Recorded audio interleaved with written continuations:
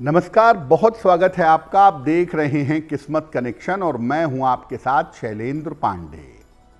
हिंदू धर्म में सुहाग का सर्वोच्च प्रतीक माना जाता है सिंदूर।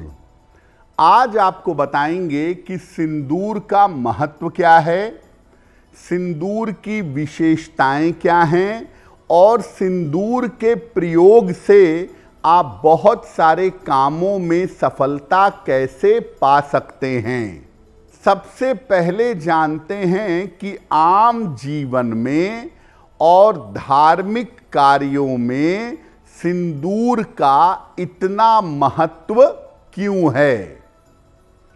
देखिए, सिंदूर जो होता है मुख्यतः नारंगी रंग का होता है और महिलाएं इसे सौभाग्य के लिए और श्रृंगार के लिए प्रयोग में लाती हैं, सौभाग्य और श्रृंगार के लिए प्रयोग करती हैं। अगर हम हिंदू परंपरा की बात करें तो बिना सिंदूर के विवाह की कल्पना नहीं की जा सकती। ज्योतिष में सिंदूर को मंगल ग्रह से जोड़ा जाता है, इसीलिए सिंदूर शुभता का और मांगल्य का प्रतीक है, मंगलकारी भी होता है। हनुमान जी को सिंदूर अर्पित करना और सिंदूर का लेपन करना अत्यंत शुभ माना जाता है। ऐसी कथा आती है कि हनुमान जी ने सीता माता को सिंदूर लगाते हुए देखा तो उन्होंने पूछा कि आप सिंदूर क्यों लगाती हैं। तो सीता माता ने कहा कि इससे प्रभु प्रसन्न होते हैं, उनकी आयु लंबी होती है। तो हनुमान जी ने अपने पूरे शरीर में सिंदूर लगा लिया ताकि प्रभु राम उनके ऊपर प्रसन्न हो सके।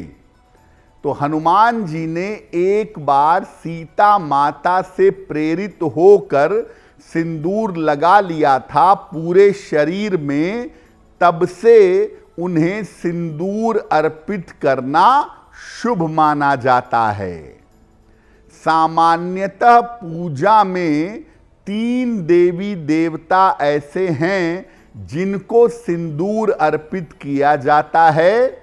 हनुमान जी को, गणपति को और देवी को।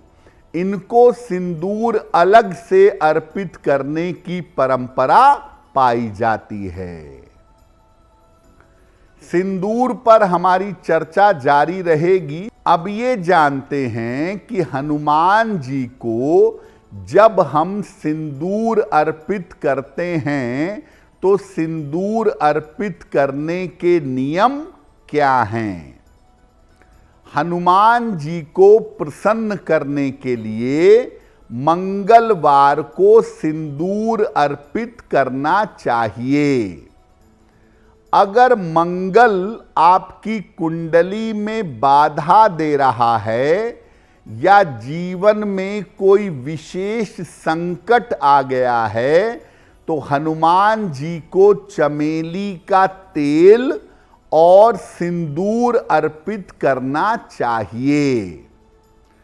पुरुष हनुमान जी को सिंदूर अर्पित भी कर सकते हैं और सिंदूर का लेपन भी कर सकते हैं, लेकिन महिलाओं को हनुमान जी को सिंदूर अर्पित नहीं करना चाहिए। महिलाओं के लिए बेहतर होगा कि वो सिंदूर के स्थान पर हनुमान जी को लाल फूल अर्पित करेंगी। अब ये जानते हैं कि जब माता दुर्गा को सिंदूर अर्पित करते हैं, देवी को सिंदूर अर्पित करते हैं, तो उसके नियम क्या हैं। देवी को प्रसन्न करने के लिए बुधवार या शुक्रवार को सिंदूर अर्पित किया जाता है। देवी को सिंदूर अर्पित करने से विवाह जल्दी होता है और वैवाहिक जीवन की मुश्किलें दूर हो जाती हैं। महिलाएं स्नान करके प्रातः काल देवी को सिंदूर अर्पित कर सकती हैं।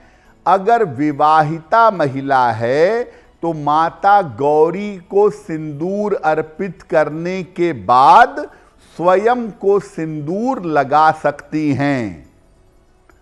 पुरुष देवी को सिंदूर अर्पित नहीं कर सकते। महिलाएं अपनी आवश्यकता अनुसार देवी की मांग में सिंदूर लगा सकती हैं। पुरुष देवी को सिंदूर अर्पित नहीं करेंगे। पुरुष देवी को लाल फूल अर्पित करेंगे तो वो उनके लिए बेहतर होगा। अब आपको बताते हैं सिंदूर के चमत्कारी प्रयोग के बारे में। अगर बार बार आपकी नौकरी छूट जाती है या बार बार नौकरी में बदलाव करना पड़ता है तो सिंदूर का कैसे प्रयोग करेंगे?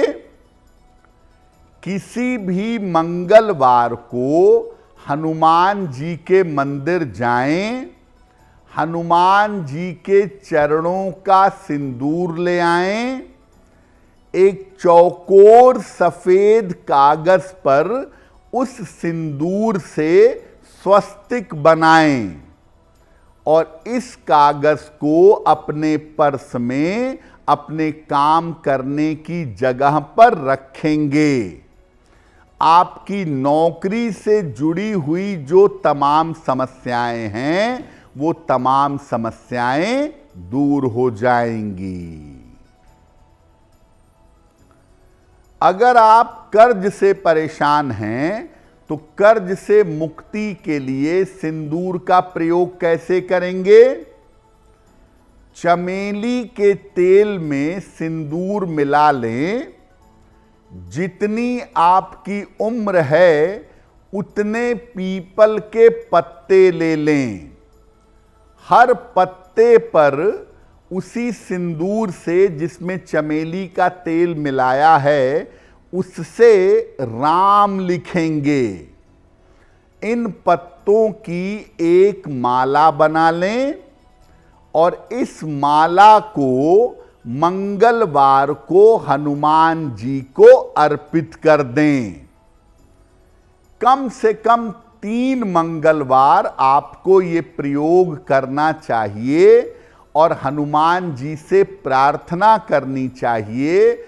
आपको कर्ज से शीघ्र मुक्ति अवश्य मिलेगी। अगर आप मुझसे जुड़ करके अपनी समस्याओं का समाधान चाहते हैं और चाहते हैं कि आपकी समस्याओं को ज्योतिष के माध्यम से सुलझाया जाए तो आप हमसे संपर्क कर सकते हैं, जुड़ सकते हैं एस्ट्रो तक पर।